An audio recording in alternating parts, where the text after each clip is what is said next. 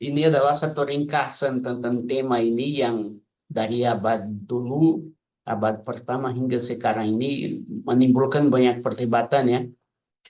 Harapan kami bukanlah menjawab segala sesuatu terkait tema pembaptisan, tapi memberikan landasan historis dan alkitabiah yang secukupnya untuk Anda menarik kesimpulan dan kokoh terkait praktik pembaptisan ini dan memiliki landasan alkitabiah untuk menerapkan pembaptisan berdasarkan apa yang firman katakan. Jadi saya sebagai spesialis penerjemahan punya hak dan kewajiban untuk menafsirkan teks-teks Alkitab berdasarkan konteksnya untuk saudara diberikan teksnya atau makna dari teks tersebut dan nanti silahkan Bapak Ibu mengelola informasi yang akan disampaikan di sini berdasarkan aliran masing-masing dan apabila ada yang harus dikoreksi, dikoreksilah. Apakah apabila ada yang dikuatkan, puji Tuhan. Dan sebagai satu webinar interdenominasi, karena yayasan kami juga interdenominasi, maksud kami bukan memihak ke siapapun selain Alkitab dan juga bukan untuk memecah belah gereja Tuhan ya. Justru maksud kami adalah mempersatukan. Namun di mana di dalam sejarah satu dua prakteknya itu tidak sesuai dengan firman, ya kami harus mempernyatakan. Oleh karena itu terlebih dahulu saya minta maaf kalau saudara disinggung atau merasa tersinggung karena pembahasan kami. Namun maksudnya sekali lagi adalah membangun. Boleh saya minta izin untuk share screen, tolong. Dan bagi saya pribadi adalah satu kehormatan partisipasi dalam proses ini dengan Bapak Ibu. Sejak dari waktu saya diminta pertolongan untuk membawa pembahasan ini, saya tidak merasa sebagai orang yang paling punya kompetensinya. Saya rasa banyak orang lain punya kemampuan lebih hebat dari saya. Namun saya sangat bersyukur atas kesempatan yang diberikan dan saya bertujuan untuk berikan yang terbaik dari saya supaya kita bersama maju, berkembang dan juga memperoleh landasan yang kokoh yang alkitabiah ya. Marilah kita mulai pembahasan kita hari ini. Yang pertama-tama perlu saya sampaikan sebelum kita maju adalah bahwa pembahasan kita ini telah dibukukan oleh Yayasan Bejana yang Baru dan menjadi satu buku yang kurang lebih 100 halaman. Bukunya kecil supaya Anda mengerti seluk-beluk pembaptisan dari segi sejarah dan pergerakan ini sejak dari Perjanjian Lama sampai Perjanjian Baru dan bagaimana segala jenis aliran yang saat ini bisa punya pandangan tertentu dan landasan alkitabiah mereka seperti apa. Kami sedang bernegosiasi dengan penerbit supaya bisa sediakan buku ini bagi Bapak Ibu dengan harga paling mahal 30.000. Namun kerinduan kami adalah memberkati bukan menjual buku. Oleh karena itu bagi peserta webinar yang ada di sini dan berkehendak memperoleh bukunya bisa kontak sama Ibu Marni dan kami akan secepatnya merespon dan tidak mewajibkan pembayaran apa-apa.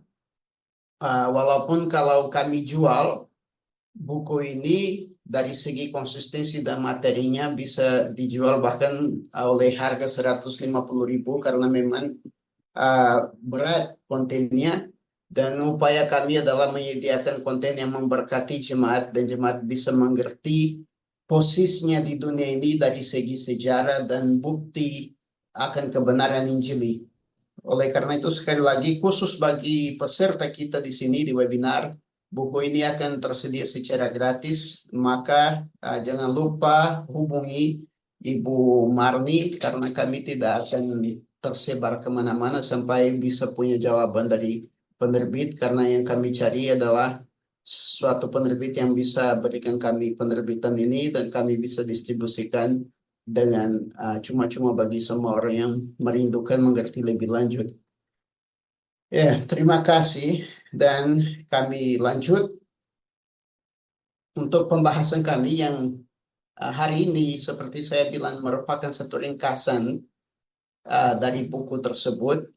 Maka banyak sekali hal yang kita akan membahas, termasuk dari lambang pembaptisan di Perjanjian Lama sampai harapannya hari ini kita tiba di pembaptisan dan kerajaan Allah. Saya sangat yakin dan percaya bahwa Anda yang hadir di sini punya pandangan Anda sendiri tentang pembaptisan, sudah punya gambaran pasti karena Alkitab yang Anda baca sudah menjelaskan banyak hal. Sangat mungkin bahwa Anda sudah hafal ayat-ayat di Alkitab yang sampaikan arti dari pembaptisan dan bisa saja banyak orang memikirkan atau berkata, ada apa sih Pak Manuel di tema pembaptisan ini sehingga kita harus berbelit-belit mengkaji dan mempelajari semua hal ini dari Perjanjian Lama sampai ke Perjanjian Baru dan terkhususnya pembaptisan menurut para rasul. Dan saya bisa bicara bahwa kebanyakan kita walaupun sudah baca Alkitab, bahkan sudah mengalami pembaptisan itu sendiri, masih belum sungguh-sungguh mengerti artinya dari pembaptisan itu.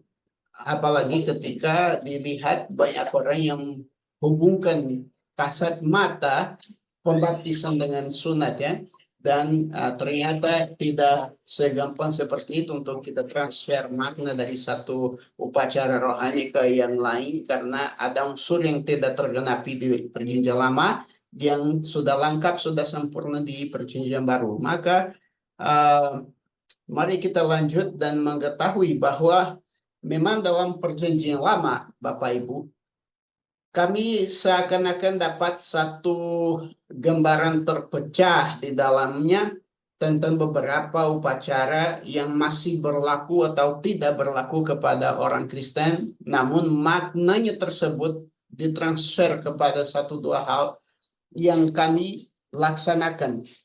Nah, lambang pembaptisan dalam PL ini, jika Anda memperhatikan sangat dekat, mengkaji sungguh-sungguh, Anda akan melihat bahwa di Perjanjian Lama maknanya cukup sempit, sangat sempit, berarti hal yang bisa langsung kita tebak. Tapi ketika tiba di Perjanjian Baru dan jika kita sungguh-sungguh tidak menyelidikinya untuk mengerti kenapa di Perjanjian Baru dia mengambil bentuk yang telah ada seperti yang kita kenal saat ini, kita bisa tidak mengerti transisinya ini terjadi seperti apa. Karena konsep pembaptisan seperti yang saya bilang di Perjanjian Lama sangat sempit dan di konteks Perjanjian Baru, tradisi Yahudi ini mewarisi kepada kita satu makna yang sangat mirip dengan berbagai ritual yang terlaksana oleh orang Yahudi termasuk sunat. Jadi kalau kita menyadari di dalam Perjanjian Lama sunat memiliki beberapa makna. Saya kutip di sini yang terpenting bagi kita ya. Saya tidak akan memamarkan di sini segala sesuatu tentang sunat karena bukan itu tujuan kita di hari ini. Tapi apa yang penting tentang sunat yang diwarisi dalam makna pembaptisan Perjanjian Baru. Yang pertama, sunat punya tanda perjanjian. Tuhan membuat satu perjanjian dengan Nabi Abraham atau Abraham seperti kita pada umumnya bicara. Dan tanda fisik itu sebenarnya melambangkan tanda dari iman Abraham yang percaya walaupun dia tidak bisa melihat janji-janji yang Tuhan berikan itu. Dan tanda fisik itu justru dilaksanakan sebagai pernyataan penerusan perjanjian tersebut kepada generasi-generasi berikutnya dari Abraham sebagai orang yang mewarisi janji Tuhan. Dan sebenarnya kita juga akan dipanggil sebagai wahli waris janji-janji Abraham melalui Kristus di kitab Galatia seperti yang kita akan lihat ke depan ini. Dan otomatis dalam proses perkembangan orang-orang yang lahir di bawah payung otoritas Abraham, itu mulai mewujudkan keanggotaan, kebangsaan, atau kewarganegaraan atau kedudukan sebagai satu bangsa yang kemudian disebut Israel karena Yakub. Dan sampai pada saat ini, siapapun yang mengalami sunat sebagai orang yang lahir dari keturunan Yahudi atau sebagai orang yang bertobat menjadi pengganut agama Yahudi, dia punya hak masuk dalam komunitas Israel. Israel ini dalam perjanjian lama ya, dan menerima janji Allah. Dan sekalian itu pertikaian terbesar antara para penjajah orang Israel di zaman Yesus sama orang Israel itu, karena di pandangan orang Israel mereka melihat orang yang tidak bersunat sebagai orang berdosa, sebagai orang yang tidak memiliki Tuhan. Dan Anda akan menemukan perdebatan ini di Perjanjian Baru ketika ada orang yang dibaptiskan dan menerima Roh Kudus, tapi banyak orang dari kelompok orang yang bersunat bicara dengan tegas bahwa keselamatan hanya bisa diperoleh oleh sunat. Namun, justru yang kita temukan ketika mengkaji Perjanjian Lama adalah bahwa sunat punya keterbatasan sangat besar. Karena walaupun dia merupakan janji antara Allah dan manusia, yang manusia-manusia ini seharusnya sebarkan Injil dan memanggil semua orang ke dalam pertobatan dan hidup yang benar menurut firman Tuhan, mereka mulai ciptakan unsur kebangsaan itu, dan dengan unsur kebangsaan itu mereka juga mengeksklud atau mengasingkan setiap orang yang bukan pengganut kebangsaan mereka ya. Dan keterbatasan yang kita temukan dalam perjanjian lama terkait dengan sunat ini adalah pertama sunat apapun tidak mampu menjamin pertobatan sejati.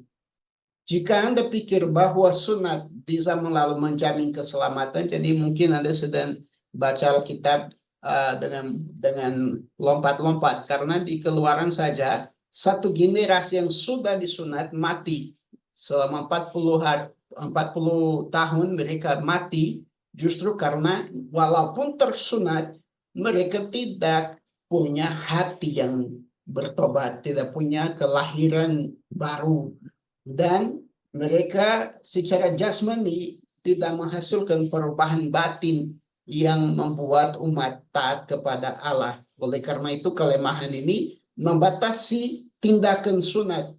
Maka kalau dia tidak menjamin pertobatan sejati, dia juga tidak bisa menjamin pembenaran rohani.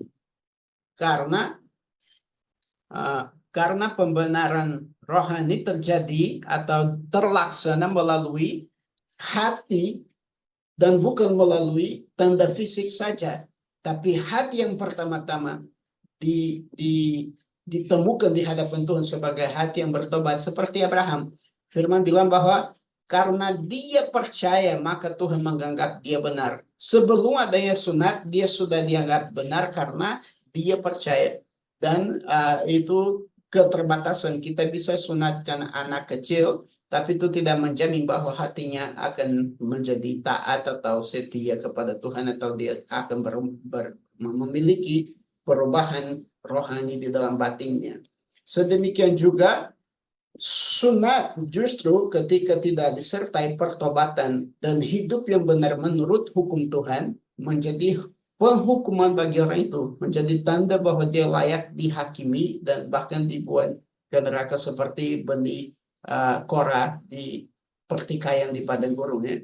Jadi kelemahan-kelemahan ini membatalkan sunat sebagai satu wakil di perjanjian lama tentang pembaptisan, tapi merupakan kita bisa bilang bagan atau kerangka-kerangan dari sesuatu yang akan lebih lengkap di perjanjian baru. Maka sangat waspada, perhatikan, jangan Anda cepat menarik kesimpulan bahwa sunat itu sama dengan pembaptisan. Bukan, karena justru sebelum kita bahas peristiwa dalam PL yang melambangkan pembaptisan, kami punya segudang ritual tentang penyucian diri supaya orang itu secara fisik tetap dianggap murni. Itu menunjukkan apa? Bahwa tanda fisik, tanda jasmani yang diterima sejak dari kecil ini tidak cukup untuk mempertahankan orang itu bersih di mata Tuhan, sehingga harus ditambah ritual dengan air yang bersih, yang apa namanya, mata air yang terus-menerus mengalir. Dan itu yang kita temukan satu kitab di Perjanjian Lama, kitab Imamat, yang hanya menjelaskan tentang ritual penyucian diri dengan air yang mengalir sebagai tanda pembersihan diri. Maka di situ seharusnya kita tanya, kenapa jadi harus disunat kalau walaupun begitu punya janji, tapi apa namanya, satu mayat misalnya bisa membuat orang itu najis sehingga dia harus keluar dari antara umat Allah dan tidak bisa juga menjalankan ibadah seperti yang difirmankan. Maka itu kelemahan-kelemahan tadi yang kita sudah temukan, yang juga ada pada tindakan sunat tersebut. Dan kita menemukan, terutama ketika kita lihat kembali ke Perjanjian Lama melalui kacamata Perjanjian Baru, kita temukan bahwa para rasul menginformasikan ke kita bahwa penyeberangan orang Israel di Laut Merah itu melambangkan suatu pembaptisan, di mana mereka sedang mengalami satu transisi yang sangat khusus, sangat istimewa. Karena pada saat mereka menyeberangi Laut Merah itu, di situ mereka sedang putuskan segala ikatan dengan Mesir dan dosa dan berhala yang mereka sembah di Mesir. Maka di situ yang kita sadar adalah bahwa pada titik itu ditandai sebagai transisi orang Israel benar-benar merdeka dari Mesir. Tapi susahnya bukanlah lepaskan mereka dari Mesir, susahnya adalah lepaskan Mesir dari mereka. Dan itu menunjukkan bahwa apa namanya, fungsi pembaptisan bukan hanya sebagai melepaskan kita dari dunia, tapi juga melepaskan dunia dari kita. Kita akan melihat itu lebih ke depan. Sedemikian juga di sini kita lihat banjir, seharusnya air bah yang dialami oleh Nuh, yang telah disertai atau disampaikan oleh Petrus di pasal 1 ayat di pasal 3 ayat 20 sampai 21. Dia bicara dengan jelas bahwa kedelapan orang itu diselamatkan melalui air dengan memberikan penegasan bahwa pembaptisan punya fungsi untuk menyelamatkan, dan apa namanya, dia menemukan dengan ilham dari Roh Kudus bahwa pembaptisan itu di Perjanjian Lama atau kejadian itu di Perjanjian Lama merupakan lambang dari pembaptisan yang akan datang sesudah atau pada zaman Kristus, ya. Maka itu penting kita menyadari bahwa ketika kita selidiki dengan baik firman Tuhan, kita temukan 3 peristiwa itu: sunat, penyeberangan Laut Merah, dan air bah di zaman Nuh sebagai tanda-tanda dari hal yang akan datang, yaitu pembaptisan menurut Perjanjian Baru.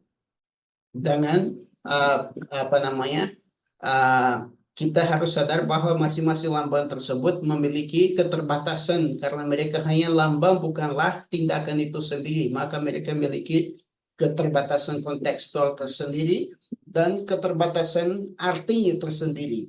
Nah, peristiwa dalam Perjanjian Lama yang melambangkan pembaptisan yang sedikit orang menyadari adalah peristiwa pencelupannya, penyelaman si Naaman di dalam air ketika dia pergi hadapi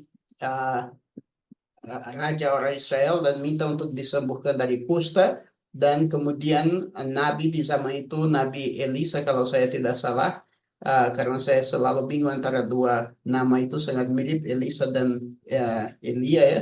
Jadi minta dia untuk datang dan diberikan perintah supaya dia masuk di Sungai Yordan dan tenggelamkan diri di situ 7 kali, dan kata yang dipakai dalam Septuaginta, dan Septuaginta ini adalah penerjemahan dari Perjanjian Lama ke dalam bahasa Yunani. Kata yang mereka pakai untuk memberikan keterangan terkait kejadian ini adalah baptizo, yang artinya tenggelam atau dicelup. Nah, itu menarik karena kemudian Yesus akan mengacu kembali kepada peristiwa ini supaya bicara bahwa orang ini percaya kepada perkataan sang nabi itu, maka dia disembuhkan atau diselamatkan. Oleh karena itu kita melihat pentingnya kita benar-benar identifikasikan apa yang firman katakan tentang sesuatu dan bukan apa yang kita pikir tentang sesuatu. Di sini kita lihat bahwa peristiwa-peristiwa ini berfungsi dan memakai air sebagai unsur penting dalam tema keselamatan, pembersihan, pembebasan dari dosa, yang merupakan dasar-dasar bagi pembaptisan yang kita saat ini lihat di Perjanjian Baru. Dan sekarang kita bisa melihat lebih jelas landasan Perjanjian Baru terkait pembaptisan, terkhususnya dan tolong perhatikan pada Matius pasal 3 ayat 1 dan 2 dan ayat 6, ketika San Yohanes, yang sebenarnya kalau kita terjemahkan nama dia ini bukan pembaptis, tapi itu satu kata yang lebih baik bilang bahwa Yohanes yang menyelamkan orang, itu sebenarnya yang seharusnya dikatakan di situ. Maka dengan bilang sang pembaptis, kita pikir itu marga dia, padahal tidak. Di sini kami sudah sebenarnya mendiskusikan ini di pertemuan lalu, tapi saya mau tegaskan secara khusus hanya kepada unsur yang penting dari makna ini kepada pembahasan kita hari ini ya. Jika kita melihat dengan baik di Matius 3 ayat 2 sampai ke atau ayat 6 ini, pada waktu itu tampillah Yohanes Pembaptis di padang gurun Yudea dan memberitakan, bertobatlah sebab kerajaan surga sudah dekat. Lalu sambil mengaku dosanya, dosa ini orang-orang yang ikut dia kan, mereka dibaptis oleh Yohanes di Sungai Yordan. Dari nama Yohanes sendiri yang merupakan satu nama sangat yang perlu diperhatikan karena dia datang dengan sesuatu yang baru di zaman itu, walaupun sudah punya segala macam ritual yang kita lihat tadi, tapi bukanlah dengan makna spesifik yang dia sedang berikan. Dan dia tampil seorang nama Yohanes, seorang dengan nama Yohanes, yang artinya Allah pemberi yang murah hati ini, membawa satu pesan tentang keselamatan melalui pertobatan yang dicapai ketika dibaptiskan.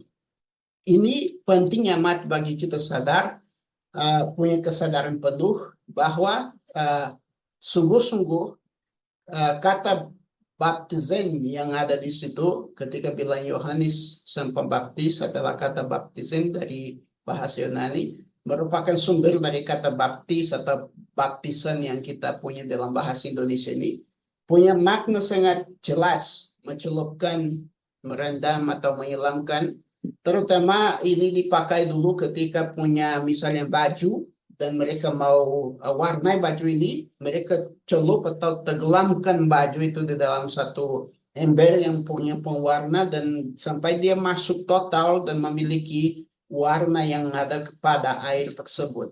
Dan itu makna yang ada di dalam kata itu. Itu kenapa juga kita temukan bahwa dia membaptiskan bukanlah di bait suci yang punya banyak kolam-kolam, tapi dia baptiskan di sungai ya, karena makna yang terus terang ada di firman adalah menyelamkan atau mencelupkan, dan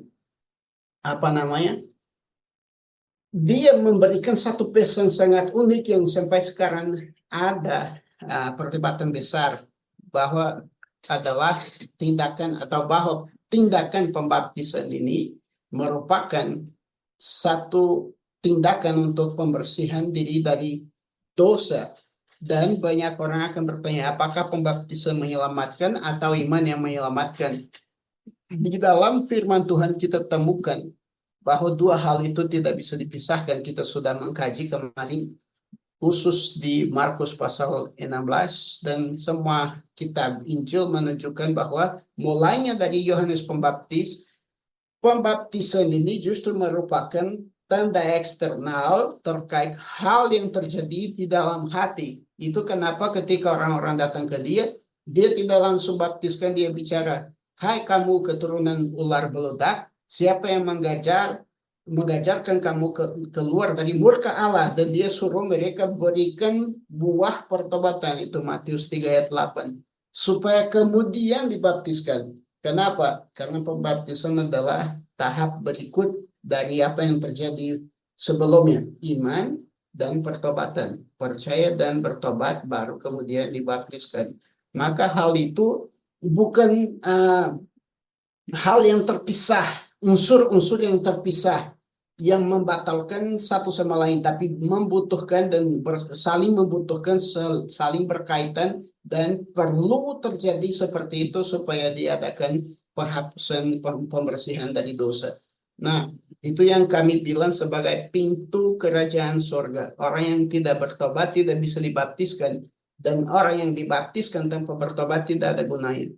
Nah, orang Kristen pada awalnya atau Kristen mula-mula menganggap si pembaptisan Yohanes, dan jelas kalau Anda baca unsur pembaptisan kekristenan ini mulai geser atau punya makna baru dengan perkembangan dan pemahaman bahkan dari firman secara keseluruhan. Dan ketika Yesus bangkit kembali, makna pembaptisan yang orang Kristen menerapkan sudah ada unsur lebih lengkap dari pembaptisan yang dilakukan oleh Yohanes Pembaptis. Tapi kami benar-benar warisi dari San Yohanes ini, apa yang kita panggil sebagai pembaptisan.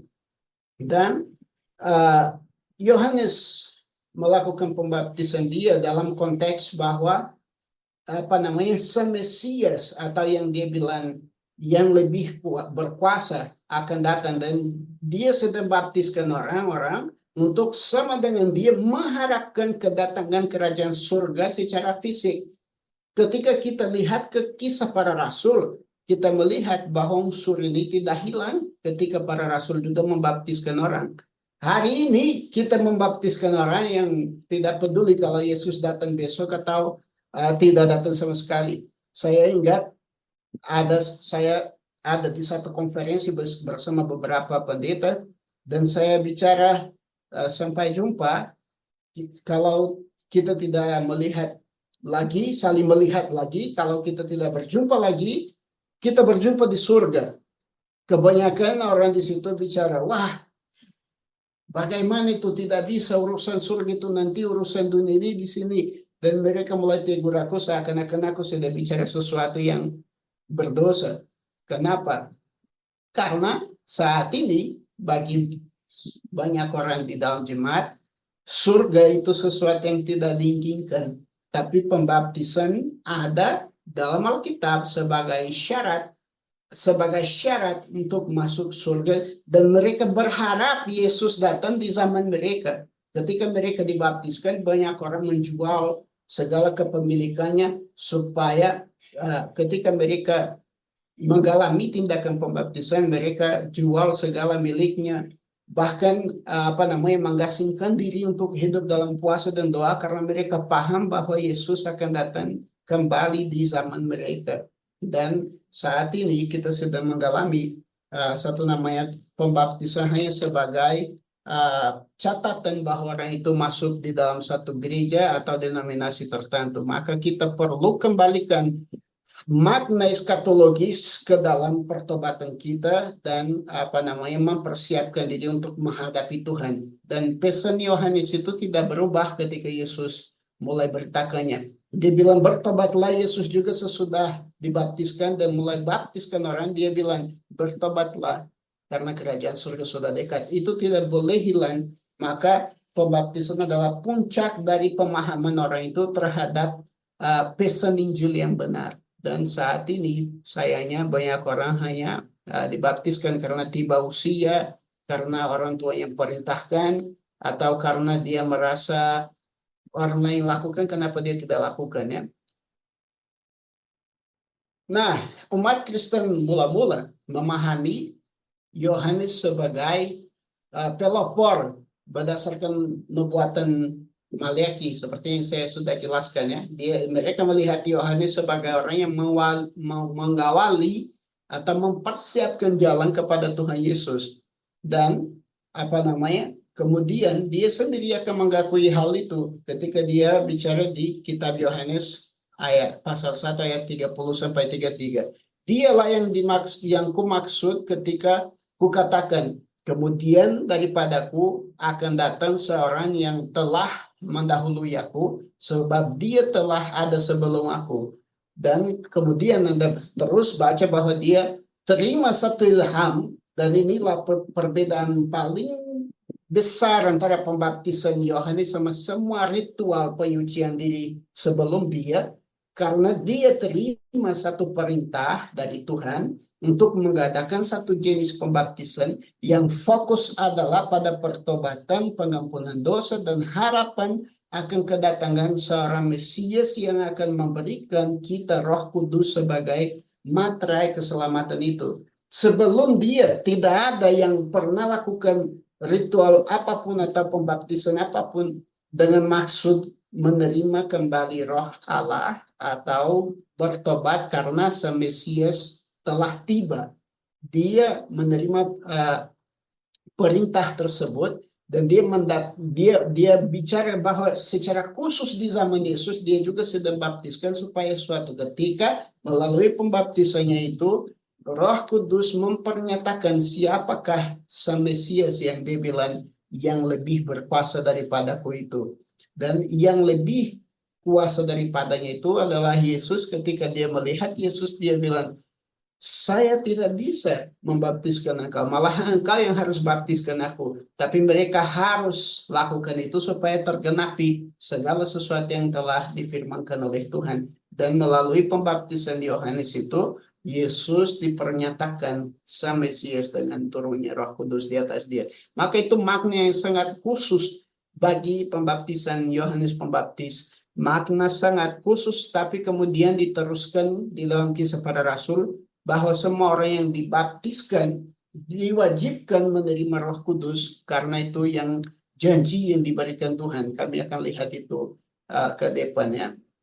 Yohanes Pembaptis memperkenalkan bentuk pembaptisan yang melibatkan panggilan untuk bertobat dan menyucikan diri dari dosa dalam konteks tradisi Yahudi yang mencakup pembersihan ritual. Dan pembaptisan ini bersifat eskatologis, fokus pada pembersihan untuk penghakiman dan kedatangan yang lebih berkuasa yang tadi saya sudah sampaikan.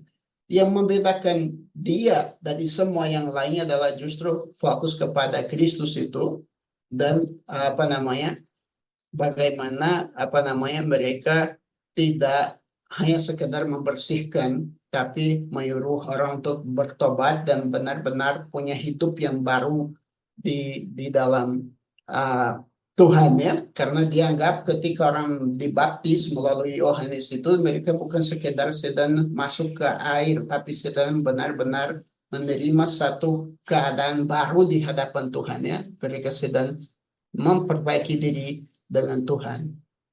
Dan konsep pembaptisan menurut Tuhan Yesus, dan kita akan temukan itu secara khusus di Matius pasal 8 dan Yohanes 3 ayat 3 dan 5. Anda bisa menyelidiki dengan baik di situ. Pertama yang kita sadar adalah bahwa konteks pembaptisan yang muncul sesudah kebangkitan Tuhan Yesus muncul sebagai satu perintah yang kita panggil amanat agung, yang Yesus memerintahkan umatnya untuk membaptiskan semua bangsa atau menjadikan semua bangsa muridnya melalui proses pembaptisan itu. Dan perdebatan besar yang dilakukan oleh para pakar yang suka mengkaji firman Tuhan adalah apakah pembaptisan ini syarat untuk seseorang menjadi murid Kristus, syarat untuk seseorang diselamatkan, atau hanya sekedar tanda. Dan kemudian kita menemukan orang pakar seperti Osborne Ia menjelaskan bahwa baptis bukanlah sekedar upacara, tetapi menandai masuknya seseorang ke dalam persekutuan dengan Allah Tritunggal.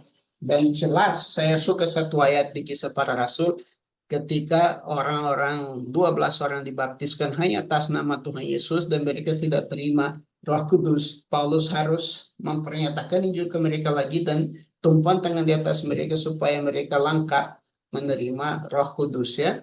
Dan kami akan melihat juga bahwa pembaptisan dalam Matius pasal 28 ayat 19 ada keterkaitan langsung dengan proses menjadikan seseorang murid. Seperti tadi saya bilang perdebatannya ada di sini, tapi di sini jelas bahwa perintah itu tidak lengkap ditaati kalau tidak disertai pembaptisan.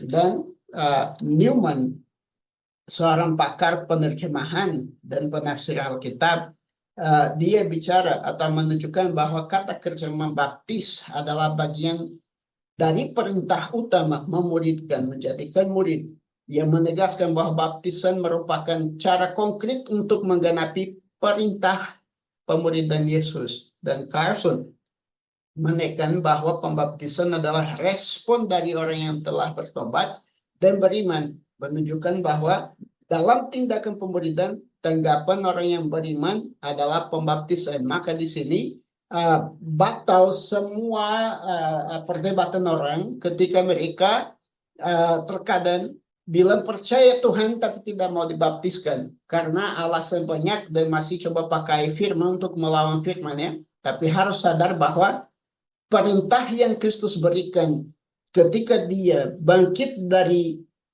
kuburan itu, dia bangkit kembali sebagai Tuhan, dia berikan perintah pertama dan di situ disertai tindakan dibaptiskan. Maka setiap orang yang bilang sungguh-sungguh percaya kepada Yesus harus dibaptiskan. Dan di dalam Yohanes 3 ayat 3-5 kita menemukan percakapan Yesus dengan Nikodemus yang menegaskan bahwa jika seseorang tidak lahir dari air dan roh, dia tidak dapat masuk ke dalam kerajaan Allah. Dan ini sering ditafsirkan sebagai rujukan kepada pembaptisan. George Basley, dia menegaskan bahwa dilahirkan kembali dalam bahasa asli artinya dilahirkan dari atas, yang mengacu kepada transformasi melalui Roh Kudus yang sunat tadi tidak bisa memberikan, dan melihat kerajaan Allah artinya mengalami keselamatan sejak kelahiran baru sesuai dengan konsep Yahudi tentang ciptaan baru. Dan ini adalah satu konsep yang ada dulu masih ada di dalam naskah-naskah pengajaran orang Yahudi bahwa akan tiba suatu saat di mana Tuhan akan ciptakan segala sesuatu yang baru.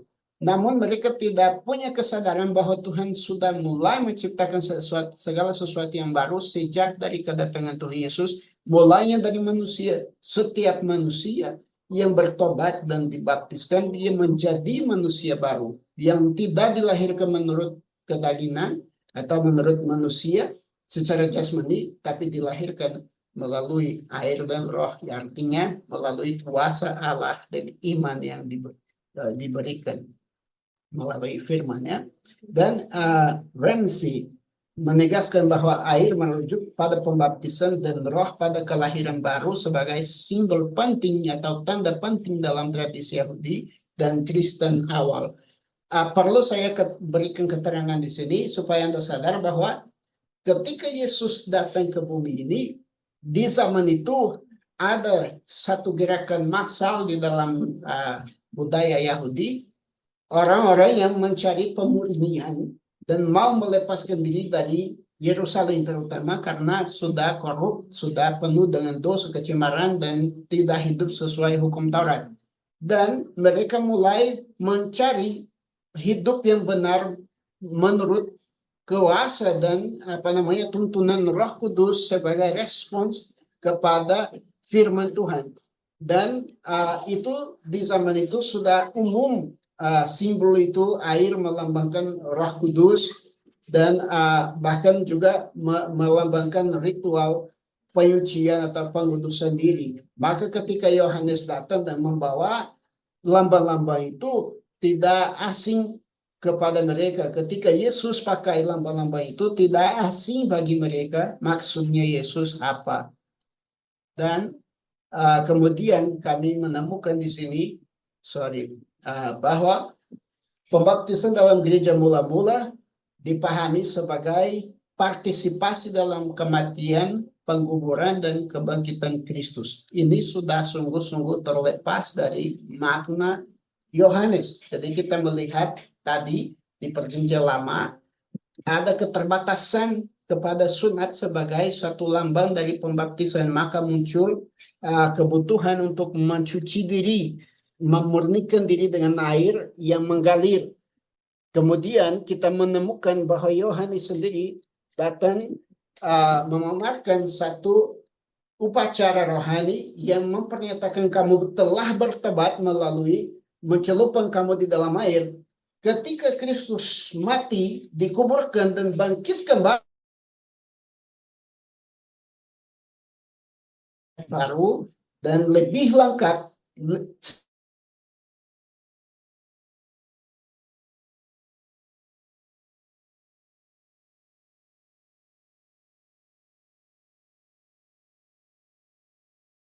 Nyata pengampunan dosa, pembaruan, dan penerimaan Roh Kudus. Dan ini bukan saya yang bilang.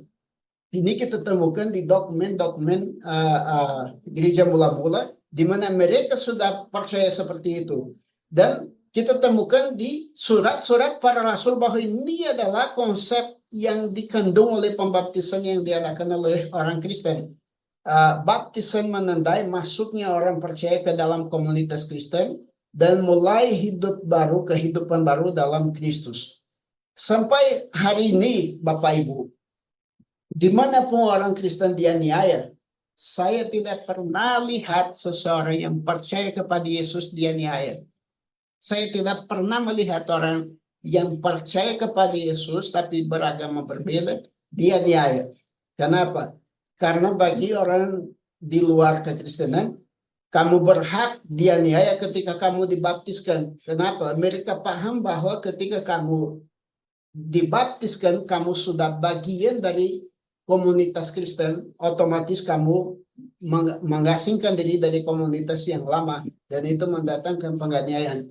Banyak orang di dalam sejarah gereja kita lihat bahwa selama mereka hanya percaya kepada Yesus, mereka bisa hidup baik-baik saja. Tapi ketika mereka berikan diri untuk dibaptiskan, dari situlah mereka mulai dikejar, dianiaya, dibunuh. Kenapa? Karena orang sadar bahwa sekarang manusia ini bukanlah lagi anggota komunitas kami atau masyarakat kami. Sekarang dia punya satu pemilik yang berbeda, dia milik bagian dari satu komunitas atau masyarakat yang baru, yang dunia membenci, adalah masyarakat yang memiliki kerajaan surga. Maka bagi gereja mula-mula, pembaptisan adalah lebih dari sekadar tindakan ketaatan. Ini adalah partisipasi dalam kematian dan kebangkitan Kristus seperti tertulis di Roma pasal 6 ayat 3 sampai 4 yang kita sudah baca, yang berbunyinya, atau tidak tahukah kamu bahwa kita semua yang telah dibaptiskan dalam Kristus telah dibaptiskan dalam kematiannya? Dengan demikian kita telah dikuburkan bersama-sama dengan Dia oleh pembaptisan dalam kematian, supaya sama seperti Kristus telah dibangkitkan dari antara orang mati oleh kemuliaan Bapa, demikian juga kita akan hidup dalam hidup yang baru. Sebab jika kita telah menjadi satu dengan apa yang sama dengan kematiannya, kita juga akan menjadi satu dengan apa yang sama dengan kebangkitannya.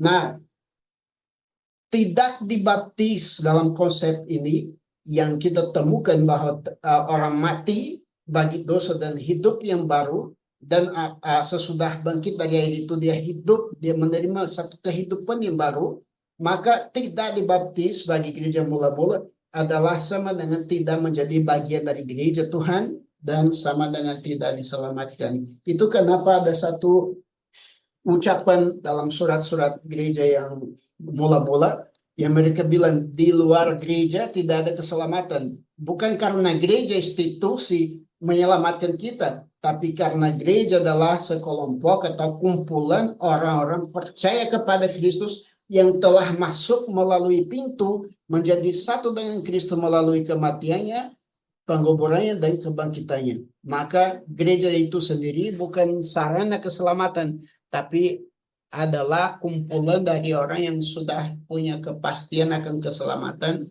karena percaya, menaati, dan menerima hidup yang baru melalui pembaptisan ini. Sepanjang abad 1, makna pembaptisan berkembang dengan penekanan pada karunia Roh Kudus dan masuk ke dalam iman Kristen. Kami punya contoh di sini, Tertullianus menekan bahwa pembaptisan sebagai sarana pengampunan dosa dan pembebasan dari kematian. Pembebasan dari kematian karena dosa yang akan membawa kita ke neraka.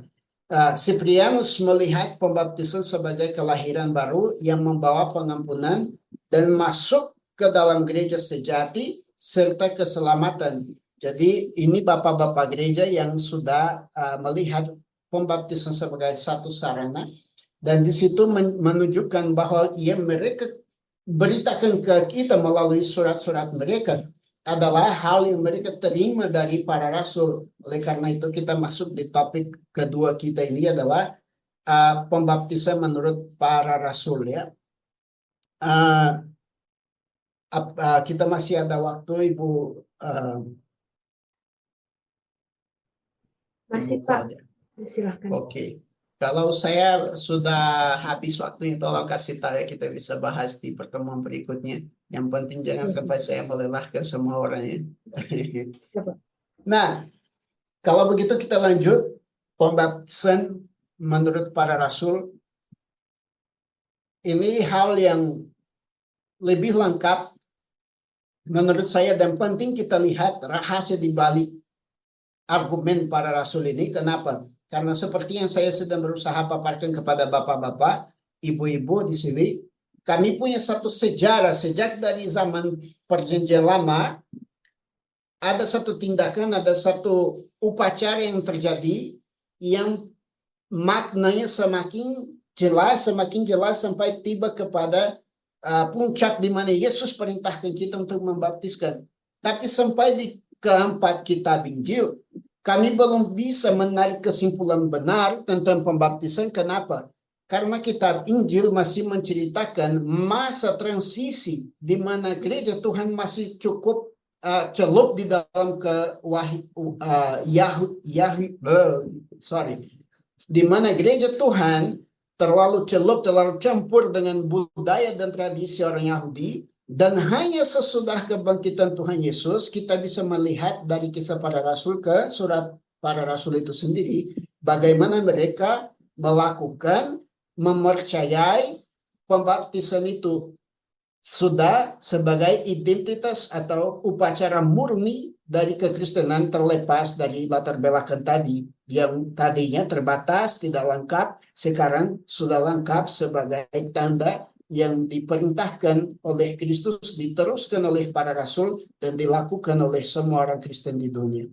Yaitu kita bisa temukan terutama di Roma pasal 6 tadi yang kita sudah baca, bahwa pertama-tama di dalam surat-surat para rasul, ketika bicara tentang pembaptisan, mereka sudah menganggap bahwa semua orang penerima surat itu telah dibaptiskan.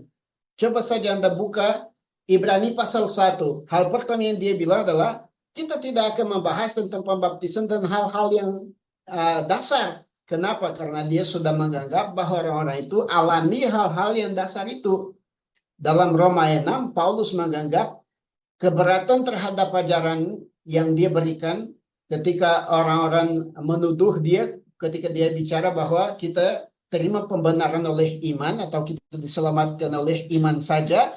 Banyak orang mulai menentang dia karena mereka ingat tadi mereka punya latar belakang Yahudi yang perlu menaati hukum dan disunat. Maka Paulus mengacu pembelaan diri dia kepada makna pembaptisan itu sendiri. Paulus menyatakan bahwa mereka yang dibaptiskan ke dalam Kristus Yesus telah dibaptiskan dalam kematiannya, yang berarti mati terhadap dosa dan hidup bagi Allah dalam Kristus. Dan Paulus menganggap dirinya dan pembacanya sebagai orang-orang yang telah mati terhadap dosa melalui pembaptisan. Dan yang saya perlu menegaskan di sini, kalau Anda baca di dalam surat Paulus, Galatia 3, Kolose, 1 Korintus, Anda akan menemukan kalimat di mana dia bicara begini, demikian juga, demikian kita telah dikuburkan bersama-sama dengan dia, bersama-sama dengan Kristus. Kalimat ini sangat penting. Kenapa? Dia sedang memberikan satu makna kepada pembaptisan yang berarti lebih dari sekedar melambangkan. Tapi pada saat Kristus mati di kayu salib, dan Anda pada saat yang Anda dibaptiskan, Anda sedang alami kematian fisik yang Kristus alami. Tindakan Kristus mewakili engkau secara nyata, sehingga itu seakan-akan dua hal itu sedang terjadi bersamaan. Bersama-sama dengan Kristus kita mati, bersama-sama dengan Kristus kita bangkit, bersama-sama dengan Kristus kita hidup. Itu sangat dalam. Sebenarnya saya kurang kata untuk menjelaskan hal itu. Saya usul Bapak Ibu baca kembali dan perhatikan bahwa dia tidak bilang begini, seakan-akan kita sedang mati dengan Yesus. Dia bilang bukan, bersama-sama dengan Yesus kamu sedang mati ketika dibaptiskan. Dan bersama-sama dengan Yesus kamu dibangkitkan. Dan sekarang bersama-sama Yesus kita hidup. Nah, Paulus menerima pembaptisan dan ia berasumsi bahwa semua orang Kristen lainnya telah dibaptiskan. Pembaptisan sudah ada sebelum pertobatan Paulus yang terjadi sekitar 4 tahun setelah kematian Yesus. Maka Paulus tidak membawa satu ajaran baru. Dia sedang meneruskan apa yang dia terima dari Tuhan Yesus dan dari para rasul yang lain. Sehingga pembaptisan diperkirakan dimulai bersama dengan awal gereja. Dan sebenarnya itulah yang terjadi ya. Ketika Yesus mulai membaptiskan orang, di situ mulai gereja. Banyak orang pikir bahwa gereja mulai ketika Petrus berkhotbah kepada 5.000 orang di Kisah Para Rasul pasal 2 ya. Tapi sebenarnya gereja dimulai pada saat Yesus mulai memuridkan orang. Semua murid Kristus adalah gereja Tuhan. Dan bukti perjanjian baru menunjukkan pembaptisan dalam pelayanan Yohanes Pembaptis seperti kita sudah lihat, Yesus, dan kemudian para rasul sejak hari Pentekostal. Lebih jelas ya, karena sebenarnya di Yohanes mengatakan bahwa Yesus tidak pernah membaptiskan siapapun, tapi rasul-rasul dia yang membaptiskan. Tapi lebih jelas kemudian, coba bilang secara independen sebagai penerus ajaran Yesus, para rasul mulai menaati amanat agung dan membaptiskan orang, sehingga membuat kita sekarang sadar bahwa kita perlu melihat dengan rinci 6 topik ini, pembaptisan dan tindakan atau tanda pembaptisan itu sendiri, baptis dan Kristus, bagaimana Kristus mengajar kita lebih detail, lebih dalam tentang apa yang dia perintahkan itu, dan apa hubungan pembaptisan dengan Roh Kudus. Dan sekarang kita sebagai umat dari jemaat, dari gereja Tuhan, bagaimana itu memengaruhi kita, dan kemudian apa sangkut paut etika Kristen dengan tindakan pembaptisan sampai ke kerajaan Allah. Bagaimana kita bisa hubungkan semua hal itu? Maka mulainya dari bahasa dan tindakan pembaptisan. Saya pikir tema kita di sini seharusnya bahasa dan tindakan pembaptisan, yang sebenarnya di sini adalah satu hal yang saya akan coba bicara sesingkat mungkin, karena kita sudah sadar bahwa dalam surat para rasul, dalam bahasa yang dipakai, bahasa Yunani dalam surat-surat itu, ada lebih dari satu kata untuk mengungkapkan tindakan bercelup atau secara parsial atau secara total. Dan pembaptisan di konteks itu selalu dipakai dengan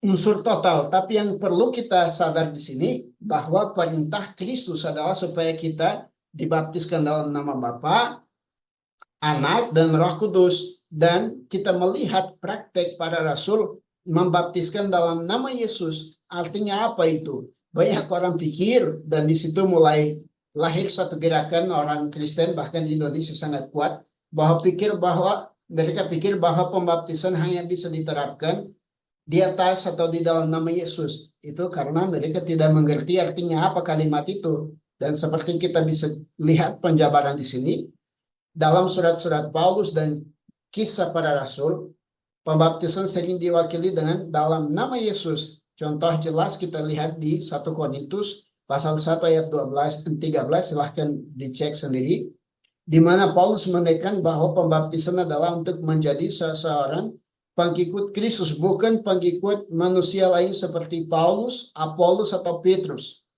Pembaptisan dalam nama Yesus merujuk kepada hubungan kepemilikan dengan Yesus serta keterlibatan dalam penyaliban dan hubungan khusus dengannya. Di zaman lalu, saya pikir sudah jelas di situ bahwa di zaman lalu ketika pakai di dalam nama seseorang, seperti ketika seorang budak dijual, dia dijual di dalam nama siapa? Artinya apa? Dia memiliki siapa? Dia adalah kepemilikan siapa. Dan ketika kita dibaptiskan di dalam nama Yesus, itu merujukkan bahwa kita sekarang adalah milik Kristus dan tidak milik iblis dan dunia lagi.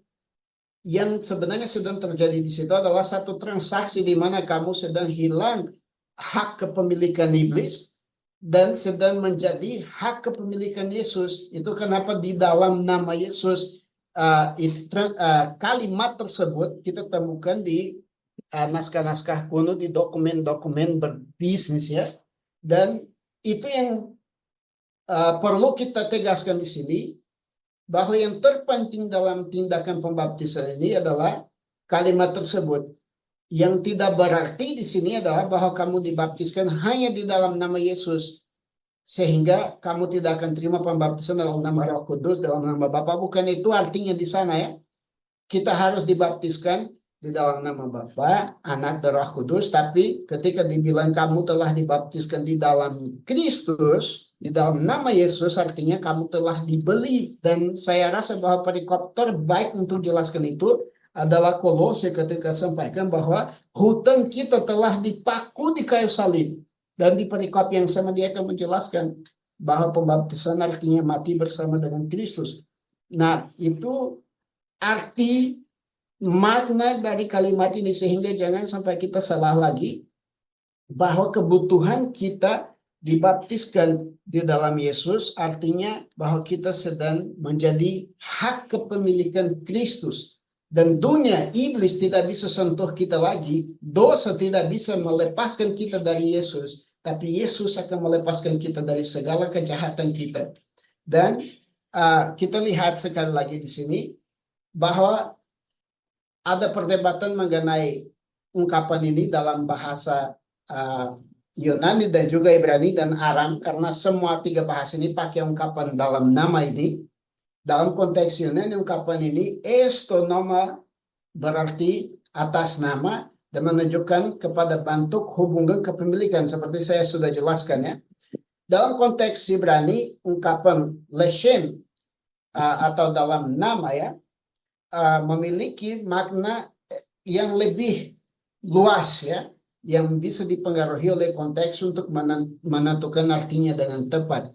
Tapi artinya di dalam perjanjian baru tadi saya sudah mendahului dan menjelaskan. Oleh karena itu penggunaan Yunani di dalam Ibrani dalam nama sangat mirip dalam maknanya, terutama ketika diterapkan pada pembaptisan dan akan ditafsirkan dengan cara yang sama dalam lingkungan bahasa Yunani dan Ibrani, meskipun makna dalam bahasa Ibrani lebih luas ya, lebih longgar.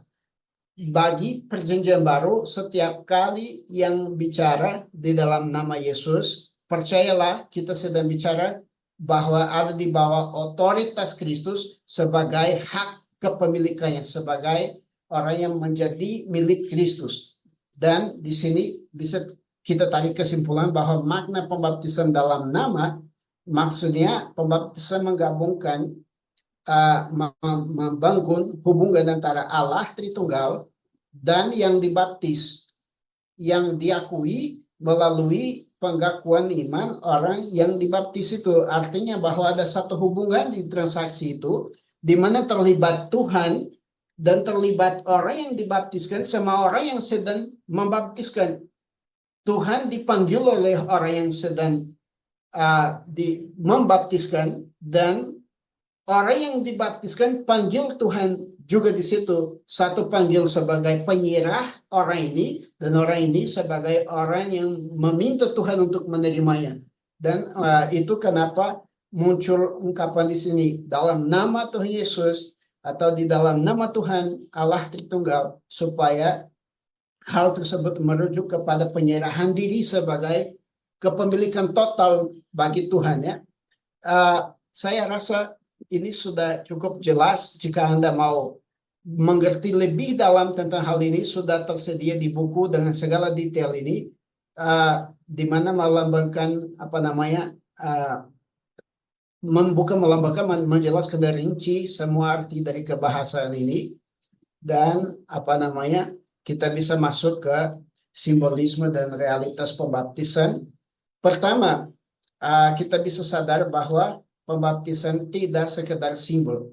Dalam surat bukan hanya Paulus, tapi bahkan sampai Wahyu, kita akan menemukan bahwa tidak pernah ada unsur di situ bahwa pembaptisan itu sekedar ritual. Bukan sama sekali. Bagi jemaat mula-mula, pembaptisan itu satu kejadian.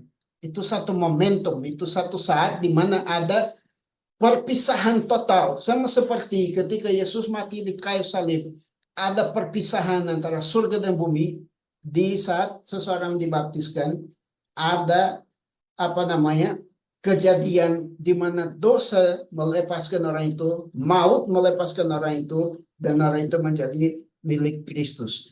Nah, makna simbolis atau perlambangan dari pembaptisan itu kita bisa melihat dalam firman Tuhan yang dilambangkan melalui ungkapan seperti pakaian lama dan baru, ketika mereka bicara mengenakan Kristus dan melepaskan, menanggalkan hidup yang lama. Sebenarnya itu proses kesucian, tapi dia sedang bicara kembali, dia sedang pakai bahasa yang merujuk kembali kepada pembaptisan, di mana kita mati bagi dunia dan bangkit kembali sebagai Kristus, sebagai peniru Kristus, sebagai anak Allah di dalam Kristus. Dan kosakata yang kita temukan dalam Alkitab, tenggelam dan bangkit dalam air, itu melambangkan berbagai melambangkan tindakan kematian bersama Kristus, sementara bangkit dari air melambangkan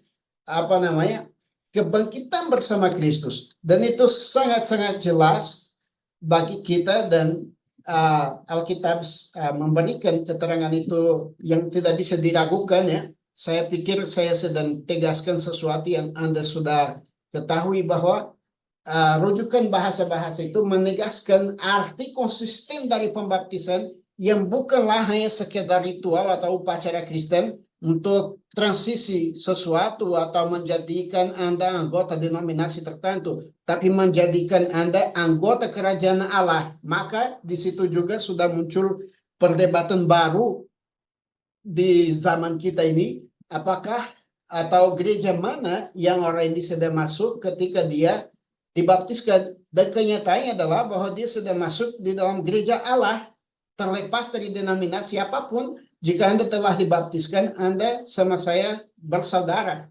Kita memiliki ayah yang sama, Bapa yang sama, namanya Allah. Dan kita menjadi anak Allah, sehingga kita terlepas dari kubu. Tidak ada lagi orang Yahudi dan non-Yahudi, orang Meksiko, orang Brasil, orang siapapun. Tidak ada itu lagi di dalam Kristus. Kita satu ras, kita orang peniru atau anak Allah. Ya, terus kita bisa melihat bahwa bergantung pada tindakan Allah. Di situ kita melihat dalam proses simbolis pembaptisan memiliki efek otomatis atau kekuatan dengan sendirinya, dan realitas rohani dalam pembaptisan terjadi karena tindakan Allah dalam Kristus, bukan semata-mata karena pelaksanaan ritus ini yang sedang jelaskan yang tadi saya sudah bilang. Pembaptisan bukanlah sesuatu yang berangkat dari kita. tapi dari Tuhan itu sendiri yang perintahkan. Maka ketika sedang terjadi fakta atau upacara ini sebagai faktual bahwa orang ini sedang mati dan sedang bangkit kembali, itu adalah pernyataan bahwa yang sedang menghidupkan dia adalah kuasa yang sama yang bergerak dan terjadi di dalam Kristus dari Allah di dalam hidup orang ini. Maka itu bukan satu kejadian semata-mata dari ketaatan manusia, tapi ada keterlibatan kerja Roh Kudus dan Allah bersama, sehingga respon orang percaya terhadap panggilan Allah dan Injil juga diperlukan. Maka itu satu kerjasama. Saya respon kepada Tuhan dan Tuhan membangkitkan saya dari kematian dalam pelanggaran dosa saya ini. Dan kemudian kita bisa paham di peringatan Paulus tentang sakramen ini dalam 1 Korintus pasal 10 ayat 1 sampai 12. Paulus memperingatkan bahwa tindakan sakramental seperti dalam perjanjian lama tidak membawa keselamatan otomatis. Ya, di situ mau bicara segala hal yang ritualistis saja, tapi dia mengingatkan bahwa seperti generasi di perjanjian lama tidak diselamatkan, walaupun mereka mengalami ritus sakramental yaitu sunat, tetap dihukum karena penyembahan berhala dan moralitas. Maka dia panggil kita untuk punya satu kehidupan sungguh-sungguh baru di situ, dan keefektifan pembaptisan ada di situ karena perubahannya tidak muncul dari pribadi, tapi sebagai akibat dari iman yang bekerja di dalam kita, dan ketaatan dibutuhkan. Ya. Kemudian kami sudah membahas sekilas tentang pembaptisan dan Kristus. Saya pikir bahwa di poin ini Anda bisa baca di buku kami supaya kita tidak lama, soalnya tidak beda jauh dari apa yang saya sudah sampaikan terdahulu, hanya menunjukkan lebih tegas bagaimana pembaptisan dan Kristus sebagai yang pertama-tama alami dan kemudian meneruskan ini memberikan satu kesatuan dengan Kristus dalam kematian dan kebangkitannya, dan itu faktor yang kita temukan dengan terus terang di setiap surat para rasul, sehingga sebenarnya mereka akan merujuk kembali kepada kejadian di Injil, kepada kayu salib, dan kebutuhan kita mengalami pembaptisan di situ adalah karena bukan seperti kita sudah tegaskan, bukanlah sekedar ritual, tapi satu kenyataan bahwa ketika Anda turun ke dalam air itu, Anda sedang mengambil bagian dalam kejadian historis kematian Kristus dan bangkit kembali sebagai manusia baru. Saya usul nanti peroleh bukunya dan baca selengkapnya. Saya pikir bahwa satu persoalan terberat saat ini untuk perdebatan ini atau percakapan ini adalah menghubungkan pembaptisan dengan Roh Kudus. Ya, sebelum gerakan karismatik atau Pentakosta, karena sekarang kita harus sadar ada perpecahan antara karismatik dan Pentakosta. Pentakosta historis merupakan gerakan yang memanggil kembali gereja untuk berpikir dan mengingatkan Roh Kudus. Sampai gerakan Pentakosta itu, kebanyakan gereja sudah punya semacam ideal tentang Roh Kudus, yang kamu peroleh Roh Kudus pada saat kamu dibaptiskan dan sudah tidak perlu kamu menerima karunia apa-apa, dan kamu hidup sama saja, tidak punya transformasi, kamu sekedar orang yang baik. Tapi sesudah gerakan itu, gereja terpaksa untuk pikirkan kembali, dan ketika kita bicara setiap kali tentang pembaptisan Roh Kudus atau pembaptisan itu sendiri, di situ muncul unsur bahwa kita akan menerima Roh Kudus. Maka pertanyaannya yang dilakukan adalah, apakah kita terima Roh Kudus pada saat yang sama dibaptiskan, atau sesudah dibaptiskan kita terima janji Allah itu? Dan perdebatan Pentekostalisme itu menggerakkan dunia untuk pikir kembali secara konsisten dan alkitabiah apa yang Tuhan ajarkan. Maka kami lihat bahwa di dalam proses pembaptisan itu ada keterkaitan fisik dan rohani. Misalnya ada keraguan mengenai bagaimana hal-hal fisik seperti pembaptisan air dapat memengaruhi aspek spiritual atau rohani di mana Roh Kudus dicurahkan. Beberapa penafsir berpendapat bahwa referensi Paulus mengenai pembaptisan berkaitan dengan pembaptisan roh, bukan pembaptisan air. Artinya bahwa banyak pakar akan melihat bahwa itu dua momentum yang berbeda, dua hal yang akan terjadi secara terpisah. Nah, pembaptisan dan persatuan dengan Kristus di situ dihubungkan dengan persatuan dengan Kristus yang hanya dapat dicapai melalui Roh Kudus, sehingga kembali kita ke pertanyaan tadi. Jadi setiap orang yang dibaptiskan sudah menerima Roh Kudus, karena tidak mungkin seseorang lahir kembali tanpa dipersatukan dengan Kristus. Dan pembaptisan air dan Roh Kudus dipandang sebagai satu kesatuan. Keduanya merupakan bagian dari proses yang sama.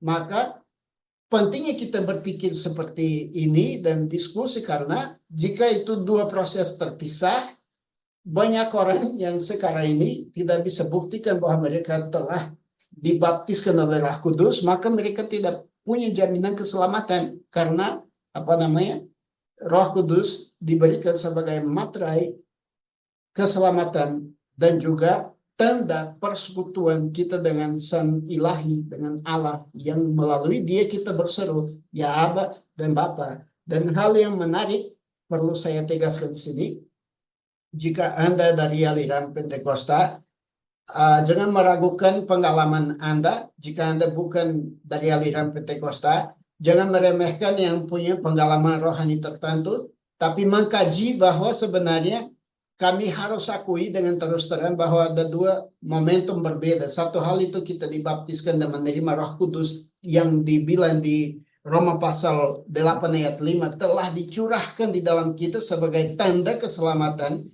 Dan hal lainnya adalah menerima Roh Kudus sebagai persiapan pelayanan. Ketika Yesus bangkit kembali, Dia tiup kepada para rasul, terima Roh Kudus. Dan sejak dari saat itu di Lukas pasal 24 ayat 44 bilang bahwa mereka mulai mengerti segala sesuatu yang tertulis. Mereka hanya bisa mengerti segala sesuatu yang tertulis karena terima Roh Kudus. Namun mereka diperintahkan oleh Tuhan Yesus tinggal di Yerusalem. Di Kisah Para Rasul ayat pasal 1 ayat 8. Sampai dari atas kamu terima kuasa. Dan mereka hanya mulai beritakan Injil sesudah mereka terima pengalaman pembaptisan itu. Dengan pernyataan seperti ini, saya mau bilang bahwa perdebatan kita masih ada lanjutan. Dan perlu sekarang kita menyelidiki perbedaan antara Roh Kudus yang diam di dalam orang percaya yang mengalami pembaptisan dan lahir kembali, maka dia terima roh anak Allah, roh yang membawa kita kepada kesatuan dengan Kristus, dan terima pengurapan Roh Kudus supaya menjadi pelayan atau menjadi orang yang bekerja di ladang Tuhan, ya. Perlu kita punya perhatian itu, tapi itu unsur untuk kita bahas di lain kesempatan kalau memang ada perbedaan tersebut, ya. Kita akan melihat istilah pencurahan Roh Kudus, dan istilah itu diberi ada juga di surat 1 Korintus yang bilang bahwa jemaat orang-orang di padang gurun diberi minum dari satu roh, dari roh yang sama, dalam 1 Korintus 12 ayat 13 merujuk pada pencurahan Roh Kudus yang dinyatakan dalam nubuatan Yesaya pasal 32 ayat 15, dan juga di Yoel ketika Petrus pun mengalami proses pencurahan Roh Kudus, dia kembali kepada nubuatan di Yoel dan bicara pengalaman itu bukan hanya untuk mereka, tapi bagi semua orang yang memberikan dirinya untuk dibaptiskan, dan bahkan untuk anak-anak orang itu, ya. Dan pertobatan tidak hanya hasil dari keputusan manusia, tetapi juga peran Roh Kudus. Dengan kata lain, dua titik ini, 2 poin ini mau menegaskan bahwa sama seperti generasi di padang gurun itu bersikeras untuk tidak bertobat dan tidak menaati Roh Kudus, di sisi lain kita melihat bahwa peran Roh Kudus di dunia ini adalah mendatangkan pertobatan di dalam diri kita, dan melalui proses pertobatan tersebut kita akhiri segalanya di tindakan pembaptisan karena hanya orang percaya akan dibaptiskan, maka otomatis Roh Kudus ada dalam proses maupun dalam kejadian itu sendiri. Dan kita bisa lihat pembaptisan dalam Titus 3 ayat 5 bahwa pembaptisan melibatkan air dan pembaruan oleh Roh Kudus dan menggambarkan bahwa penyelamatan terjadi melalui pembasuhan dan pembaruan oleh Roh Kudus yang dicurahkan dan dilimpahkan. Nah, maka kita lihat integrasi pembaptisan baik air maupun roh dalam tindakan terpadu yang menandai awal kehidupan baru dalam Kristus. Nah, Roh Kudus memberikan kekuatan kepada pengalaman pembaptisan. Saya bisa bicara bahwa tanpa takut salah, tanpa Roh Kudus di dalam proses pembaptisan, pembaptisan merupakan hanya sekedar mandi di dalam air. Dan jika Anda menganut aliran yang percik, tanpa Roh Kudus, itu hanya menjadi semprotan air saja. Jika Anda percaya apapun bentuk eksekusi pembaptisan, tapi tidak ada Roh Kudus di situ, maka itu bukan pembaptisan. Saya bisa bicara dengan tegas dan jelas bahwa seperti kita sudah jabarkan di sini, Roh Kudus ada dalam proses membawa orang berdosa kepada pertobatan, dan dia adalah yang diterima sebagai karunia ketika kita mengalami pembaptisan tersebut, sehingga itu memang terpadu, tidak bisa terpisah sama sekali. Dan Roh Kudus memberikan kekuatan kepada pengalaman pembaptisan itu. Tanpa Roh Kudus, pengalaman itu hanya membasuhi diri atau mempermandikan diri, menjadi nyata atau lebih dari sekedar ritual kepada kita pembaptisan karena adanya Roh Kudus di situ. Dan kami kemarin sempat sampaikan bahwa ada 3 unsur yang kita panggil sebagai pintu kerajaan Allah: pertobatan, pembaptisan, dan Roh Kudus. Terima Roh Kudus. Setiap orang yang tidak menjamin bahwa dia terima Roh Kudus dalam proses pembaptisan, dia harus meragukan pertobatan dia terlebih dahulu. Karena tanpa pertobatan, pembaptisan tidak berguna, dan tanpa Roh Kudus, pembaptisan tidak berarti apa-apa. Nah, itu pentingnya kita sadar bahwa sebenarnya Roh Kudus dan pembaptisan tidak dipisahkan. Dan ada lagi, saya sudah sampaikan tadi sedikit mengenai tema ini. Saya akan biarkan untuk Anda baca di dalam buku yang kita sudah sediakan itu. Coba hubungi Ibu Moderator, dia akan sampaikan dengan Anda kapan tersedia bukunya.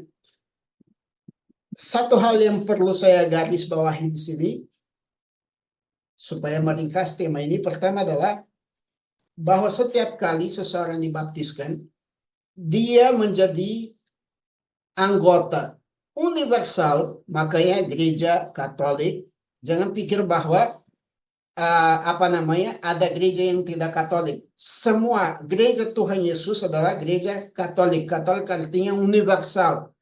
Yang membedakan adalah ada gereja Katolik Roma, artinya bahwa posisi tempatnya itu di Roma. Tapi gereja Katolik yang sebenarnya adalah gereja Tuhan. Dimanapun ada orang yang merupakan jemaat Allah yang telah dibaptiskan terima Roh Kudus, dia adalah jemaat Tuhan. Makanya dibilang Katolik karena universal, ada di mana saja.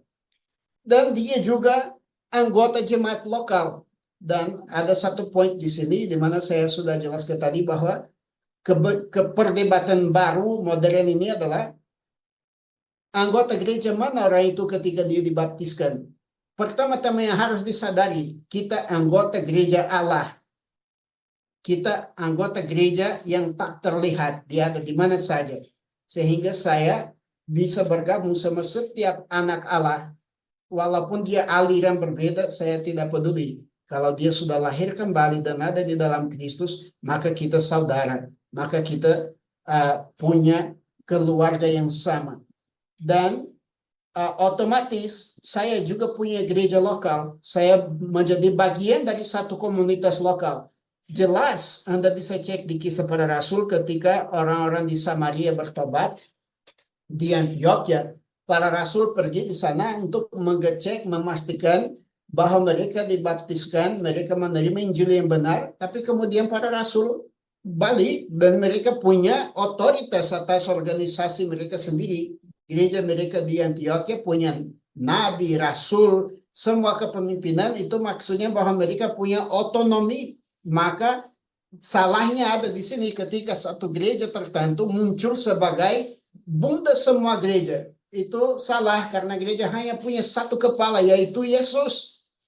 Tidak ada seseorang pun yang bisa menempatkan tempat Kristus. Namun setiap gereja kecil, setiap gereja lokal punya otonomi untuk melaksanakan ibadahnya dan tradisinya yang berbeda-beda. Itu satu kenyataan. Maka di dunia ini sekarang kami punya gereja segala macam. Kenapa? Karena di firman Tuhan kita sudah lihat bahwa Tuhan mau satu gereja yang terbentuk dari banyak suku, bangsa, dan bahasa. Otomatis gereja universal Tuhan ini terdiri dari banyak gereja lokal. Dan itu yang Anda akan belajar lebih lengkap di dalam buku kami itu, bagaimana relasi pembaptisan dengan gereja pada masa kini, dan banyak hal lain yang saya tidak setir di sini. Dengan singkat saya bisa sampaikan bahwa kita ini adalah anggota dari gereja universal, tapi juga kita punya identitas lokal. Seharusnya gereja Indonesia punya bahasa, budaya Indonesia. Saya sangat menangis ketika saya melihat gereja Indonesia ini memakai budaya Australia, budaya Amerika Serikat dalam pujian, dalam penyembahan, bahkan dalam hal tafsirkan firman, mengutip, meniru orang luar, sehingga ketika kita hadir di kaki Kristus, dia akan tanya di mana gereja Indonesia, karena dia mati untuk membentuk satu gereja di Indonesia. Di Wahyu bicara bahwa dia mau satu keluarga yang terdiri dari banyak anak yang serupa dengan berlian Yesus, tapi berasal dari setiap suku, bangsa, dan bahasa. Kita akan tiba di sana hanya dengan bahasa Indonesia, budaya, suku, semua sudah hilang karena mengikut pola gereja luar. Mari kita bertobat di situ dan hasilkan satu gereja yang memuliakan Kristus dengan unsur keindonesiaan kita, ya. Maka kita tiba di titik yang kelima, pembaptisan dan etika Kristen, yang menunjukkan bahwa tujuan etika pembaptisan atau eksposisi terpanjang tentang pembaptisan dalam surat Paulus ditunjuk untuk tujuan etika sebenarnya di Roma pasal 6 ayat 1 sampai 14, suruhan untuk hidup sesuai dengan partisipasi dalam penebusan Kristus dan menjadi inti dari pembaptisan. Lebih daripada itu, seruan yang Paulus lakukan, bagaimana kita yang telah mati terhadap dosa masih dapat hidup di dalamnya. Menunjukkan di sini bahwa setiap gereja lokal yang tadi kita diskusi punya peran untuk mendatangkan ke dalam suku, bangsa, dan bahasa etika kerajaan surga melalui pelaksanaan pribadi. Saya sebagai manusia baru yang tetap punya budaya, tetap punya bahasa, tapi saya sekarang punya satu etika di mana saya akan melaksanakan dalam masyarakat ini segala sesuatu yang firman katakan benar, sehingga bisa saja saya harus melepaskan melalui firman Tuhan hal yang tidak memuliakan Tuhan. Dan semua rupa kesenonohan, semua rupa dosa saya akan lepaskan. Bahkan pakaian, firman bilang, bahkan pakaian yang tercemar dengan dosa, Tuhan peduli. Saya pernah alami satu situasi di mana seseorang bertobat menjadi orang Kristen dan ibunya menangis, sampaikan kepada anaknya begini, kenapa kamu jadi Kristen? Nanti kamu akan berjalan seperti seorang pelacur. Dan saya minta maaf, tapi kebanyakan dari wanita-wanita kita di dalam gereja berjalan seperti orang yang tidak punya susila. Pakaiannya tidak mencerminkan karakter Kristus dan dia pikir itu kebebasan. Itu bukan kebebasan, sebenarnya itu bukan kemerdekaan. Dan itu justru menunjukkan bahwa dia belum bebas dari dunia karena dia mau jadi serupa dengan dunia. Dan bukan hanya wanita, laki-laki juga. kami harus sadar bahwa pakaian harus mencerminkan perubahan internal. Sehingga saat ini muncul satu peribahasa yang sering keluar dari mulut orang Kristen begini. Saya berpakaian apa saja yang saya mau karena Tuhan melihat hati. Dan justru bagi saya, itu sangat bahaya. Seharusnya kita gemetar karena jika Tuhan melihat inti dari hati kita dan kita berani melakukan kepada tubuh kita hal yang tidak senonoh atau tidak mencerminkan kemuliaannya, apalagi apa yang ada di hati kita. Jika yang eksternal aja tidak begitu murni, apalagi internal ya, maka hal tentang etika itu harus disadari, harus diawali dari titik orang itu masuk ke dalam pembaptisan. Saya pikir ini satu tema yang tidak asing bagi Bapak Ibu. Sudah cukup jelas bahwa di dalam firman, bahkan seperti saya sampaikan tadi, ketika Yohanes mulai membaptiskan orang, dia memastikan bahwa orang itu telah mengadakan buah pertobatan. Maka di situ pemahaman tentang hidup yang baru di dalam firman menunjukkan bahwa fakta orang percaya telah mati dan bangkit bersama Kristus menjadi motivasi untuk hidup seperti Kristus. Dan itu kenapa di Kisah Para Rasul mereka menerima kata sebagai atau nama Kristen pertama kalinya.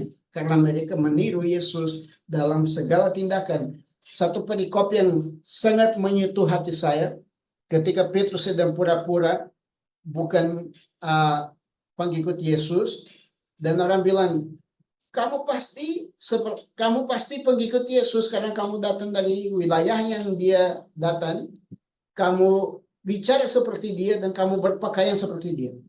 Dan aku pikir, wah Tuhan, aku mau tiba di tingkat itu, di mana aku berjalan sama Engkau sehingga saya tidak bisa pura-pura bahwa saya tidak mengenal Engkau. Dan sebenarnya ketika gereja mula-mula sadar bahwa dalam proses pembaptisan itu mereka sungguh-sungguh harus hidup seperti Yesus, itu tantangan yang mereka pakai untuk memotivasikan hidup sehari-hari mereka, dan itu yang mereka laksanakan sehingga dunia di sekitar bilang itu orang Kristen. Kristen artinya peniru Kristus.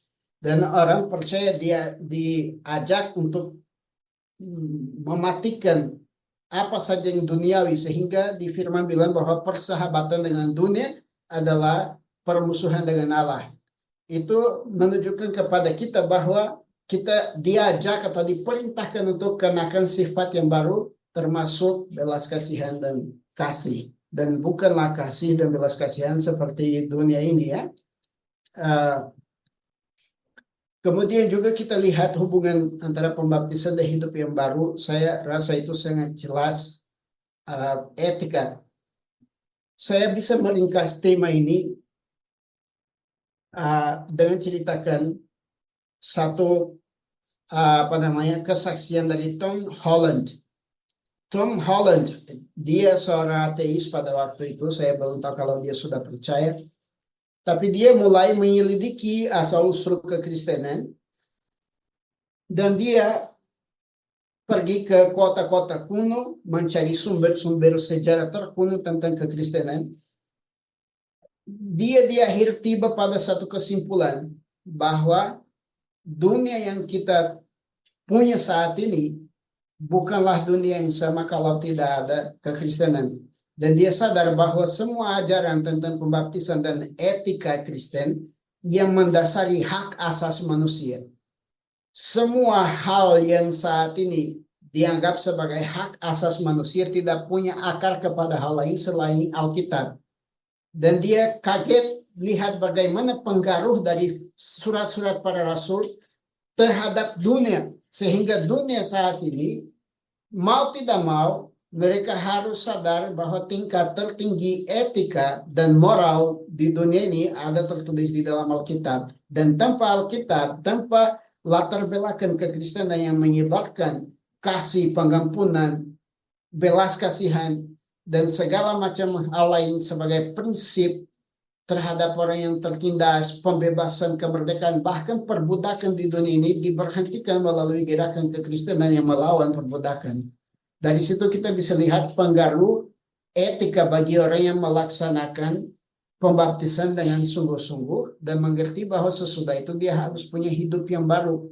Dia bisa transformasikan dunia sampai orang yang tidak percaya kepada Tuhan Yesus sadar bahwa orang-orang yang mengalami proses pembaptisan atau mengganut iman kepada Kristus bukanlah seseorang yang hanya bicara, tapi mereka hidup karakter Kristus di bumi ini. Nah, kami masuk di tema pembaptisan dan kerajaan Allah, dan kita mulai melihat pemberitahuan tentang pentingnya pembaptisan bagi kerajaan Allah mulai dari Yohanes. Pembaptisan Yohanes adalah upacara eskatologi seperti kita sudah sampaikan. Dia mengungkapkan bahwa pembaptisan ini diadakan untuk pertobatan dosa karena Sang Mesias sedang datang yang di para nabi dibilang sebagai hari Tuhan. Dan di hari Tuhan itu yang akan ditentukan kerajaan Tuhan di bumi ini. Dan kemudian Yesus dibaptiskan oleh Yohanes sebagai tanda mulainya kerajaan Allah. Dan tanda seperti ini yang dialami Kristus di saat dia dibaptiskan yang merupakan puncak permulaan kerajaan Allah di bumi ini. Jadi kita saat ini walaupun hidup di dunia yang masih melawan Tuhan, tapi kita sudah merupakan bagian dari kerajaan Allah. Inaugurasi kerajaan Allah oleh Yesus mulai dari pelayanan Yesus yang mencapai puncaknya melalui kematian dan kebangkitannya yang menandai partisipasi dalam inaugurasi kerajaan ini. Dan pas kita dibaptiskan, kita sedang bilang itu, sekarang saya sedang diangkat dari kerajaan maut dan ditanam dalam kerajaan surga. Maka ini tidak asing bagi kita semua, tapi perlu ditegaskan, jika kita sudah mengalami pembaptisan, kita sedang mengalami pembaptisan untuk masuk kerajaan surga, bukan untuk hidup di dunia ini saja, bukan tujuan akhir, bukan di sini. Jangan puas pergi gereja, menyembah, ibadah, kemudian pulang ke rumah. Hidup sebagai orang yang sedang mewakili kerajaan surga di dunia ini.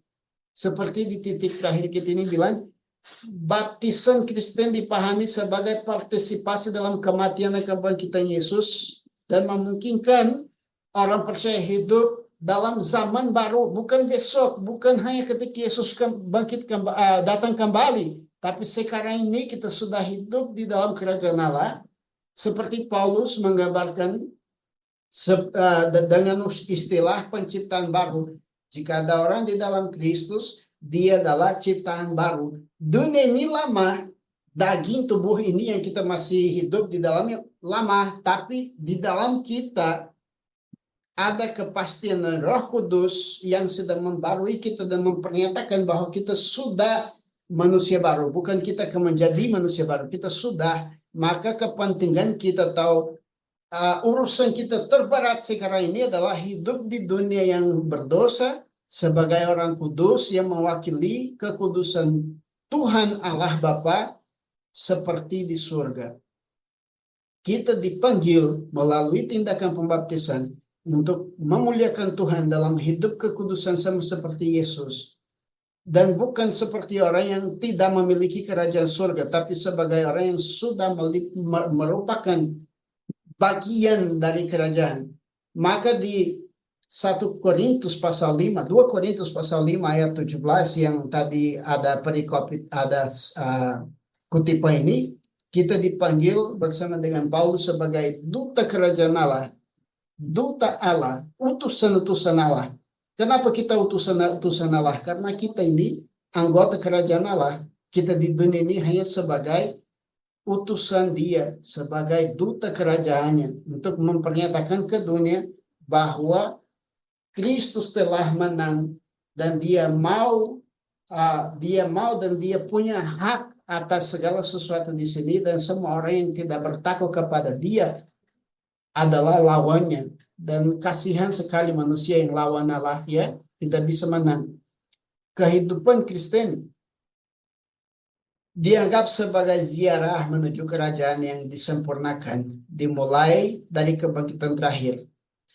Di dalam Roma 6 ayat 5 menunjukkan bahwa persatuan dengan kematian dan kebangkitan Kristus mengarah pada pengharapan akan kebangkitan di masa depan. Dan bagi kita alami kebangkitan pertama di proses pembaptisan itu.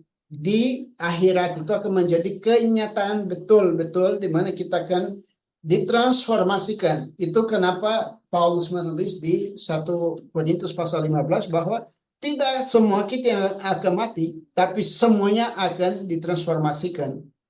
Itu membatalkan kebutuhan semua orang harus mati supaya terima tubuh yang baru. Karena kita sudah alami itu di dalam proses pembaptisan. Dan ketika kita bangkit kembali, kita sudah bangkit kembali dalam kepastian bahwa kita anggota kerajaan Allah. Saya perlu menegaskan dengan sungguh-sungguh bahwa unsur yang paling dilupakan di dalam proses pembaptisan adalah mempernyatakan kepada orang yang sedang dibaptiskan itu bahwa dia bukan sekedar sedang masuk air, dicelup di dalam air atau dipercik apapun yang dilakukan itu, tapi dia sedang pindah alamat dari kerajaan maut ke dalam kerajaan terang dengan satu tujuan, kata firman Tuhan di 1 Petrus pasal 2 ayat 9 dan 10. Saya akan baca bagi Bapak Ibu ini sebagai perikop terakhir dalam pembahasan kita yang merupakan ringkasan dari buku yang Anda bisa peroleh dengan cuma-cuma. Cukup Anda hubungi Ibu Mati itu jangan lupa, karena beliau yang tahu kapan bukunya sudah tersedia. Dan di 1 Petrus 2 ayat 9 dan 10 sampaikan seperti ini. Tetapi kamulah bangsa yang terpilih, imamat yang murajani, bangsa yang kudus, umat kepunyaan Allah sendiri, supaya kamu memberitakan perbuatan-perbuatan yang besar dari Dia yang telah memanggil kamu keluar dari kegelapan kepada terangnya yang ajaib. Kamu yang dahulu bukan umat Allah, tetapi yang sekarang telah menjadi umatnya. Yang dahulu tidak dikasihi, tetapi yang sekarang telah beroleh belas kasihan. Perhatikan Bapak Ibu, ini hal yang kita harus menegaskan jika kita sudah mengerti sungguh-sungguh atau tidak. Setiap orang yang sudah pernah mengalami kematian dan kebangkitan, dia harus hidup sama seperti Kristus telah hidup. Dan satu-satunya hal, makanan Tuhan Yesus di muka bumi ini adalah memberitakan Injil. Dan dia buat itu supaya dia menjadi teladan bagi kita yang tidak tinggal di sini. Kami tidak beralamat di sini. Ini tempat ziarah kita. Ini tempat yang kita sedang hanya berlintas. Dan selama kita berjalan, kita harus sebarkan berita kerajaan Allah. Yang kita menjadi wakil, kita menjadi dutanya. Dan kita harus beritakan kepada dunia yang gelap ini bahwa hanya ada keselamatan melalui Kristus Yesus. Dan buktinya bahwa kita sudah diselamatkan. Kita sendiri sudah diselamatkan. Bukan kita bicara sesuatu yang kita tidak alami. Justru kita sedang bicara kepada dunia. Dan buktikan melalui hidup kita, etika kita, bahwa kita telah menerima dan dimasuki dalam kerajaan Allah. Dan sekarang kita adalah kepunyaan Allah itu sendiri. Terima kasih.